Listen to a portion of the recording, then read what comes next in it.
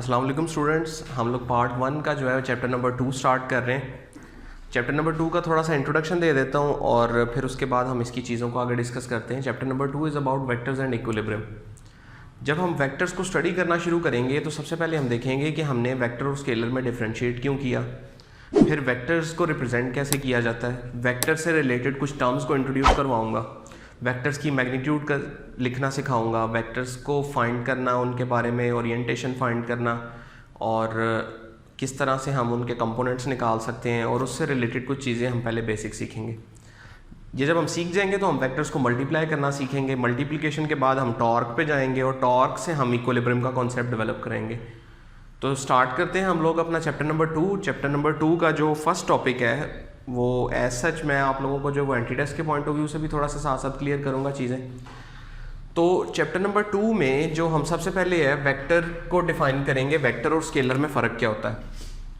तो जब हम स्केलर क्वांटिटीज़ का जिक्र करते हैं तो स्केलर के बारे में ये कहा जाता है the quantities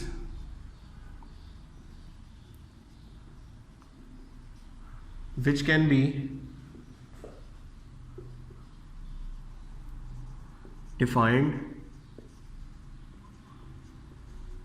by magnitude only। अच्छा, जब ये मैं वर्ड कहता हूँ it is defined by magnitude only, तो याद रखना है मैग्नीट्यूड के अंदर दो चीज़ें शामिल होती हैं। मैग्नीट्यूड के अंदर एक तो उसकी न्यूमेरिकल वैल्यू शामिल होती है प्लस उसका यूनिट शामिल होता है। इसका मतलब एक मैं अगर एग्जांपल से इसको एक्सप्लेन करूं तो वैसे स्केलर की पहले मैं एग्जांपल्स बता देता हूं आप लोगों को। जब हम डिस्टेंस की बात करते हैं तो डिस्टेंस एक स्केलर क्वांटिटी है। जब हम पावर की बात करते हैं पावर एक स्केलर क्वांटिटी है। जब हम वर्क की बात करते हैं तो वर्क एक स्केलर क्वांटिटी है। एनर्जी एक स्केलर क्वांटिटी है। इस तरह की बेशुमार हमारे पास जो है वो स्केलर क्वांटिटीज़ पाई जाती हैं। स्पीड इसकी एग्जाम्पल है। ये फिज़िक्स के अंदर हम इन स्केलर क्वांटिटीज़ को जो है वो स्टडी करते हैं। लेकिन अब स्केलर में आप लोगों ने ये भी समझ लेना है कि जनरली फॉर एग्जांपल अगर हम दुकानदार के पास जाते हैं और उसे क्वांटिटी के बारे में बता रहे हैं, जैसे मैं उसे कहता हूँ कि हमने 2 kg जो है वो चीनी लेनी है, तो इसमें ये जो 2 है ये न्यूमेरिकल वैल्यू है और kg जो है उसका यूनिट है। तो इसका मतलब ये हुआ कि हमने उसे उसकी मैग्नीट्यूड बताई और वो हमारी पूरी बात समझ गया। वो इसके अलावा आपसे कोई क्वेश्चन नहीं करेगा, वो आपको 2 kg जो है वो चीनी मैयर करके आपके हाथ में पकड़ा देगा। इसका मतलब इस क्वांटिटी को डिफाइन करने के लिए, मैथ को डिफाइन करने के लिए आपके पास मैग्नीट्यूड काफ़ी थी और मैग्नीट्यूड के अंदर आपने उसकी न्यूमेरिकल वैल्यू और यूनिट बताया। इसी तरह अब आप जब फॉर एग्जांपल किसी स्टूडेंट को या किसी बच्चे को बताते हैं किसी डायरेक्शन के बारे में, जैसे आप ये कहते हैं कि बेटा यहाँ से 2 किलोमीटर दूर जाओ तो आपको वहाँ पे पानी मिलेगा, तो जाओ ज़रा एक पानी की बोतल तो लेके आओ। अब जब आप इस तरह की उसको गाइडलाइन दे रहे हैं तो बच्चा 2 किलोमीटर दूर जाता है, घूम फिर के वापस आ जाता है, कहता है सर हमने जो बात बताई थी 2 किलोमीटर दूर जाके पानी तो नहीं मिला। इसका मतलब क्या हुआ कि आपने उसको मैग्नीट्यूड बताई लेकिन कहीं ना कहीं कोई ऐसी चीज़ थी जो आप बताना छोड़ गए, जो आप बताना भूल गए। इसका मतलब मैग्नीट्यूड की बेस के ऊपर वो क्वांटिटी कंप्लीटली डिस्क्राइब नहीं हो रही थी। आपको ये बताना पड़ेगा कि 2 किलोमीटर जो है वो आपने towards east, towards waste, towards north या टुवर्ड्स साउथ, यानी जब तक आप उसे डायरेक्शन नहीं बताएंगे 2 किलोमीटर कहाँ जाना है तो उसके जो है वो इन्फॉर्मेशन कंप्लीट नहीं होगी। इसलिए फिर हम कुछ क्वांटिटीज़ को जो है वो हम वेक्टर का नाम दे देते हैं और वेक्टर क्वांटिटीज़ को डिफाइन भी इसी तरह किया जाता है कि these are the quantities which is defined by magnitude and direction। और बहुत सी क्वांटिटीज़ हैं, जैसे टॉर्क फिज़िकल क्वांटिटी है, जैसे फोर्स फिज़िकल क्वांटिटी है, जैसे डिस्प्लेसमेंट फिज़िकल क्वांटिटी है। तो ये सारी की सारी जो है ये वेक्टर हैं, यानी इनको डिफाइन करने के लिए आपको 2 चीज़ें बतानी पड़ती हैं, एक आपको मैग्नीट्यूड और दूसरी डायरेक्शन। अब जब हमें वेक्टर के बारे में पता चल गया तो हमें ये भी पता होना चाहिए कि वेक्टर को रिप्रेजेंट कैसे किया जाता है। तो वेक्टर की रिप्रेजेंटेशन जो है वो हम 2 तरह से एक्सप्लेन करेंगे। एक हम वेक्टर्स की रिप्रेजेंटेशन जो है वो सिंबॉलिक की बात करेंगे, और एक वेक्टर रिप्रेजेंटेशन जो है वो हम ग्राफिक की बात करेंगे। सिंबॉलिक के अंदर आप लोगों ने ये याद रखना है कि वेक्टर को डिफाइन करने के लिए एक अल्फ़ाबेट, उसके ऊपर एरो हेड, जनरली हम इसी को फॉलो करेंगे, या फिर किसी अल्फ़ाबेट को अगर बोल्ड कर दिया जाए तो ये भी वेक्टर की निशानी है। जनरली हम लोग ये क्योंकि अपनी नोटबुक्स पे नहीं कर सकते तो हम वो एरो हेड वाला ही काम करते हैं। इसके अलावा वेक्टर के ऊपर एक लाइन लगा देना, वेक्टर के नीचे एक लाइन लगा देना, ये भी जो है उसके वेक्टर होने की निशानी है। वेक्टर को एक लाइन और एक एरो से शो किया जाता है। ये जो लाइन है ये उसकी मैग्नीट्यूड बताती है, और ये जो एरो हेड है ये उसकी डायरेक्शन बता रहा होता है। ग्राफिकली रिप्रेजेंट करने के लिए हमारे पास दो सिस्टम होते हैं, एक 2D कोऑर्डिनेट सिस्टम,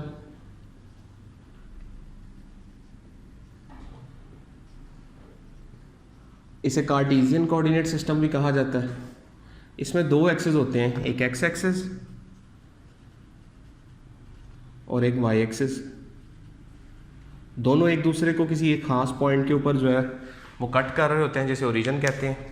अगर इसमें आपने कोई वेक्टर डिफाइन करना है तो उस वेक्टर को डिफाइन करने के लिए आपको दो चीज़ें चाहिए होती हैं, एक इसके कोऑर्डिनेट्स और दूसरा उसके लिए एंगल थीटा। एंगल थीटा के ऊपर दो कंडीशंस आप लोगों ने याद रखनी है कि एंगल थीटा जो है, पहली तो वो बात एंटी क्लॉकवाइज होना चाहिए, और दूसरी बात ये याद रखनी है कि ये फ्रॉम पॉजिटिव एक्स एक्सिस से होना चाहिए,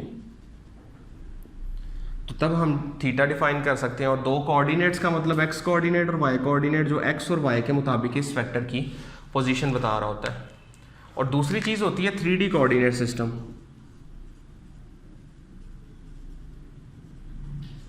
3D कोऑर्डिनेट सिस्टम जो है उसे स्पेस भी कहते हैं। 3D कोऑर्डिनेट सिस्टम में तीन एक्सिस होते हैं, एक एक्स, एक वाई और एक जी। इसको हम एक दीवार के कॉर्नर से बड़ा अच्छा एक्सप्लेन कर सकते हैं। और यहाँ पे अगर आपको एक वेक्टर डिफाइन करना है तो आपको तीन कोऑर्डिनेट्स एक्स, वाई और जी, और तीन ही एंगल, एक्स एक्सिस से बनने वाला अल्फ़ा, वाई एक्सिस से बनने वाला बीटा और जी एक्सिस से बनने वाला गैमा एंगल। सो 3D कोऑर्डिनेट सिस्टम के अंदर आपको किसी वेक्टर को डिफाइन करने के लिए तीन कोऑर्डिनेट्स और तीन ही एंगल रिक्वायर्ड होते हैं। इससे आगे चलते हैं तो हमारा टॉपिक आता है वेक्टर्स एडिशन। अच्छा, वेक्टर्स एडिशन एज सच जो है वो बहुत आसान टॉपिक है, क्योंकि अगर हम इसको सिर्फ ग्राफिकली एक्सप्लेन करें तो वेक्टर्स एडिशन को ग्राफिकली एक्सप्लेन करने के लिए इसका ग्राफिक मेथड यूज़ होता है, जिसे हम हेड टू टेल रूल कहते हैं। हेड टू टेल रूल ये इनफाइनाइट वेक्टर्स को ऐड कर सकता है। Infinite vectors can be added इस मेथड से। लेकिन हम जब डेफिनेशन करते हैं तो हम सिर्फ दो वेक्टर्स के हिसाब से करते हैं, और वो बड़ी आसान सी definition, join the tail of second vector with head of first vector, then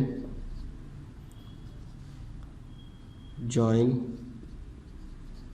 tail of first vector with head of last to have resultant। एक मेरी बात आप लोगों ने याद रखनी है कि वेक्टर्स की ओरिएंटेशन और मैग्नीट्यूड चेंज किए बगैर वेक्टर्स को कहीं पे भी स्पेस में प्लेस किया जा सकता है। जैसे अगर मेरे पास कोई एक वेक्टर ए है और ये कोई एक वेक्टर बी पड़ा हुआ है, तो याद रखें मैं इसकी डायरेक्शन और मैग्नीट्यूड चेंज किए बगैर इसे सिस्टम में कहीं पे भी रख सकता हूँ। लेट्स से मैंने ए वेक्टर को यहाँ पे प्लेस किया और इसके हेड के ऊपर हमने बी वेक्टर को प्लेस कर दिया। ये दो वेक्टर्स को पहले ज्वाइन किया, फिर उसके बाद पहले वेक्टर की टेल को आखिरी के हेड से मिला के हमने रिजल्टेंट निकाल लिया। तो ये रिजल्टेंट वेक्टर कहलाता है। मैं यहीं पे इसकी डेफिनेशन भी कर देता हूँ, रिजल्टेंट वेक्टर क्या होता है। तो रिजल्टेंट वेक्टर की डेफिनेशन होती है a vector having effect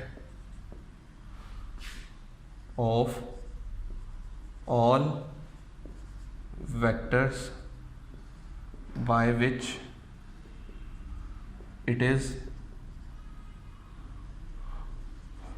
made up of। जिन वेक्टर से ये मिलके बना होता है उन तमाम वेक्टर्स का इफेक्ट रखने वाला एक सिंगल वेक्टर जो है वो रिजल्टेंट वेक्टर कहलाता है। अच्छा, ये टॉपिक यहाँ पे ख़त्म नहीं होता, यानी हम जब वेक्टर्स की एडिशन की बात कर रहे हैं तो वेक्टर्स की एडिशन सिर्फ ग्राफिकली याद नहीं रखनी, आपने वेक्टर्स एडिशन मैथमेटिकली भी याद रखनी है। यानी एक graphical method head to tail rule पढ़ लिया, अब मैथमेटिकल मेथड है, इस मेथड को कहते हैं rectangular law of vectors addition. हमारी बुक में ऐसा सच ये फॉर्मूला है नहीं, लेकिन अगर ये हम नहीं करते तो इसके बगैर गुजारा भी नहीं है। A square plus B square plus 2ab cos theta. इसमें चीज़ें डिफाइन कर देता हूँ। ये रिजल्टेंट की मैग्नीट्यूड है, यानी ये वाला फॉर्मूला सिर्फ मैग्नीट्यूड के लिए, इसका डायरेक्शन से कोई ताल्लुक वास्ता नहीं है।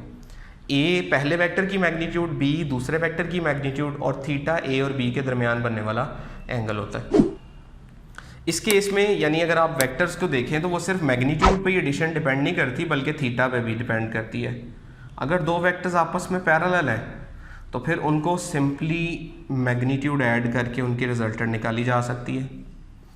अगर दो वेक्टर्स आपस में एंटी पैरेलल है तो सिंपल उनकी मैग्नीट्यूड्स को आपस में सब्ट्रैक्ट किया जा सकता है। अगर दो वेक्टर्स आपस में परपेंडिकुलर हैं तो फिर उनका रिजल्टेंट निकालने के लिए आपको ये फार्मूला यूज़ करना पड़ता है। कि कोई नए फार्मूलाज नहीं है, ये एक्चुअली मैंने यहीं से निकाले हैं। जब आप थीटा 0 पुट करेंगे cos 0 0 हो जाएगा, तो cos 0 1 हो जाएगा, जिसकी वजह से ये सारा factor a plus B whole का स्केयर बन जाएगा। स्केयर रूट स्केयर से कैंसिल होकर ये आ जाएगा, इसमें माइनस आ जाएगा, फिर ये बन जाएगा। और थर्ड केस में जब cos 0 0 cos 90 0 हो जाएगा तो ये फैक्टर ख़त्म होकर सिर्फ ये बच जाएगा। यानी इसमें से मैं एक MCQ आपसे ये पूछ सकता हूँ कि 2 forces of same magnitude and perpendicular to each other will give resultant।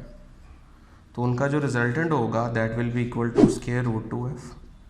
वो मैंने कैसे निकाला, मैंने इधर से ही निकाला। देखें यहाँ पे मैं f square plus f square, ये 2f स्केयर हो जाएगा, f स्केयर का स्केयर रूट के साथ ख़त्म, तो बाकी हमारे पास रिजल्टेंट जो है वो ये बच जाता है। तो ये एक हमने MCQ भी इसके साथ क्लियर कर लिया। और स्टूडेंट्स, अगर इसके अलावा कोई भी एंगल अगर आपके पास आ जाता है, जैसे एंगल 30, 45, 60, तो आपको वो पूरा फार्मूला यूज़ करना पड़ेगा रिजल्टेंट की मैग्नीट्यूड निकालने के लिए। अब इससे आगे चलते हैं कुछ और डेफिनेशंस के ऊपर। यानी अगर मैं वेक्टर सब्ट्रैक्शन की बात करूं, अगर मैं नल वेक्टर की बात करूं, या वेक्टर को किसी स्केलर से कैसे मल्टीप्लाई किया जा सकता है, तो ये चीज़ें हम डिस्कस कर लेते हैं। तो सबसे पहले मैं आप लोगों को एक्सप्लेन करता हूं कि अगर वेक्टर को सब्ट्रैक्ट करना हो तो सब्ट्रैक्शन क्या चीज़ होती है।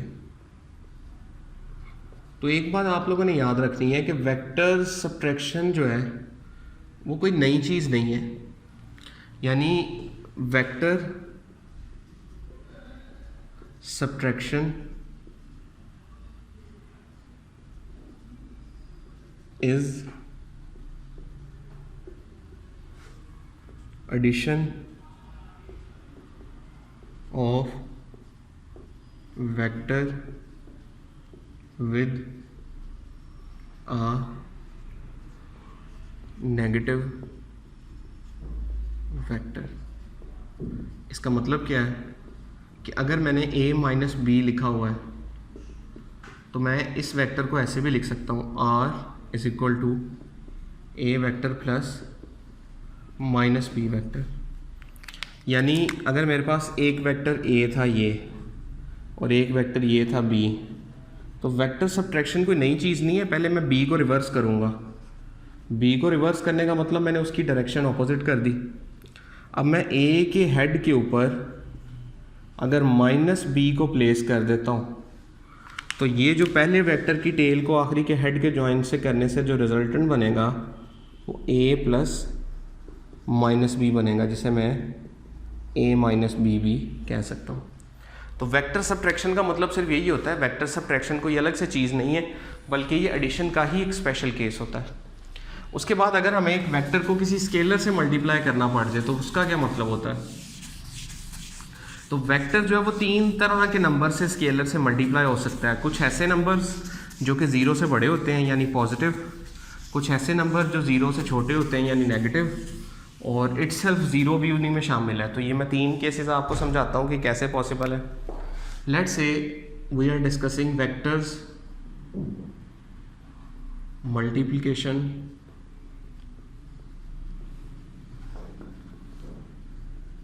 Bye scalar. स्केलर की तीन टाइप्स हैं, या तो वो ज़ीरो से बड़ा हो सकता है, या वो ज़ीरो से छोटा हो सकता है, या वो ज़ीरो हो सकता है। लेट्स से मेरे पास एक वेक्टर था a, अगर मैं इसे 2 से मल्टीप्लाई कर देता हूँ तो ये एक नया वेक्टर बनता है 2a। इसकी मैग्नीट्यूड डबल हो जाती है लेकिन डायरेक्शन वही रहती है। अगर मैं इसे -2 से मल्टीप्लाई कर देता हूँ तो इसकी डायरेक्शन भी रिवर्स हो गई और साथ इसकी मैग्नीट्यूड भी डबल हो गई। यानी जो नंबर है वो हमारी मैग्नीट्यूड को चेंज करता है, और साइन अगर वो पॉजिटिव है तो डायरेक्शन चेंज नहीं होगी, अगर नेगेटिव है तो डायरेक्शन चेंज हो जाती है। तो ग्रेटर देन ज़ीरो का मतलब पॉजिटिव और लेस देन ज़ीरो का मतलब नेगेटिव। और अगर आप ज़ीरो से ही मल्टीप्लाई कर देते हैं कभी तो ये एक नल वेक्टर बन जाता है। नल वेक्टर को भी डिफाइन कर लेते हैं। नल वेक्टर क्या होता है? Vector with zero magnitude and arbitrary direction. Zero magnitude तो समझ आ गई, what is meant by arbitrary direction? Arbitrary direction का मतलब होता है कोई सी भी आपकी मर्जी की, क्योंकि इसकी नल वेक्टर है, मैग्नीट्यूड तो है नहीं, तो वो खास डायरेक्शन नहीं होगी, आपकी मर्जी की, आप कोई सी भी डायरेक्शन इसकी बना सकते हो। फिर एक टर्म आती है इक्वल वेक्टर्स। ये क्या होते हैं? Vectors with equal magnitude and same direction, ये इक्वल वेक्टर्स कहलाते हैं। यानी दोनों शर्तें होना ज़रूरी है, मैग्नीट्यूड्स भी सेम हो, डायरेक्शन भी इक्वल हो। यानी अगर मैं ये दो वेक्टर्स बनाता हूँ, इसकी भी 5 न्यूटन फोर्सेस हैं, ये भी, तो ये दोनों इक्वल नहीं होंगे क्योंकि इसकी डायरेक्शन ईस्ट की तरफ है, इसकी वेस्ट की तरफ है। याद रखें, रिजल्टेंट ज़ीरो देने के लिए ये कम से कम शर्त है 2 vectors with same magnitude and opposite direction.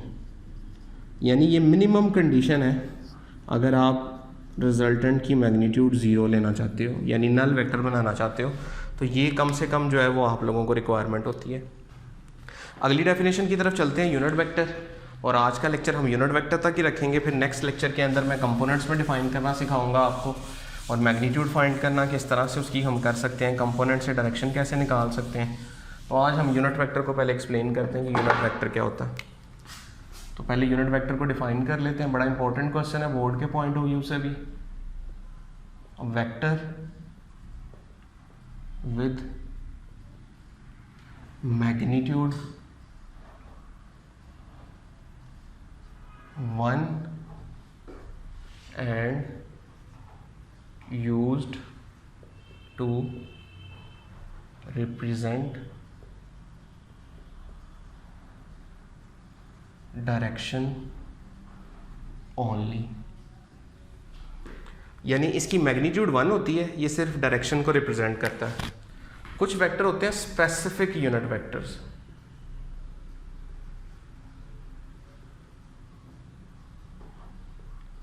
वो आई, जे और के हैं। ये मैंने इनके ऊपर हैट इसलिए लगाई है, यूनिट वेक्टर का सिंबल होता है। आई जो है वो एक्स एक्सिस का यूनिट वेक्टर है, जे वाई एक्सिस का यूनिट वेक्टर होता है, और के जो है वो जी एक्सिस का यूनिट वेक्टर होता है। यूनिट वेक्टर का फॉर्मूला ये होता है, यूनिट वेक्टर बराबर होता है वेक्टर ओवर इट्स मैग्नीट्यूड के। अब आप क्वेश्चन ये पूछेंगे कि अगर हम यूनिट वेक्टर निकालना चाहते हैं, जैसे हमारे पास एक वेक्टर है ए, दैट इज़ 3i + 4j, मैं कहता हूँ इसका यूनिट वेक्टर निकाल लें, तो सबसे पहले तो हमें इसकी मैग्नीट्यूड निकालनी आनी चाहिए। तो मैग्नीट्यूड निकालने का तरीका ये होता है कि आप इसके तमाम कंपोनेंट्स का स्केयर लें और उसका स्केयर रूट ले लें। जैसे इसका एक्स कंपोनेंट था 3, उसका स्केयर लिया, वाई कंपोनेंट था 4, उसका स्केयर लिया, तो ये बन गया स्केयर रूट 25। इसकी मैग्नीट्यूड आ गई 5। तो अब जब आपने यूनिट वेक्टर निकालना है तो उसका तरीका ये होगा 3i + 4j divided by 25, sorry 5, क्योंकि अभी मैग्नीट्यूड हमने 5 निकाली है। So this will be the unit vector of this vector. इस तरह से हमें कोई भी अगर MCQ आता है, कोई न्यूमेरिकल आता है, तो आप सिंपल उस वेक्टर की इसी तरह मैग्नीट्यूड निकालें। अगर वो मैग्नीट्यूड 1 आ जाती है तो वो यूनिट वेक्टर होगा। अब अगर आप इसकी मैग्नीट्यूड निकालते हैं तो वो 1 आएगी, इसका मतलब ये जो है वो यूनिट वेक्टर है।